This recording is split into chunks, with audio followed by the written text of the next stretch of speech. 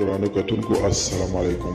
زه محمد سلمان همدرد د حق غږ پښتو چینل خبري لنډیز کې ستاسو قربا اوس تاسو پام را اړوم د مهمو خبرونو لنډیز ته. د امریکا ولسمشر ډونالډ ټرمپ وایي چې افغانستان کې ټاکنې د متحده ایالاتو د 2020 کال ولسمشریز ټاکنو څخه ډېرې خوندي او شفافې وي. په میلیونونو جعلي رایو سره زموږ ټاکنې د نړۍ د درېیم هېواد د ټاکنو په څېر وي. هغه په خپل ټویټر پاڼه کې دا لیکلي. په اروپایي هېوادونو کې د کرونا ویروس د نوې بڼې مثبتې پیښې ثبت شوي دي. د راپورونو له مخې فرانسه، ډنمارک، هالند، ایټالیا، استرالیا او جاپان هغه هېوادونه دي چې د کرونا ویروس د نوې بڼې مثبتې پیښې پکې ثبت شوي دي.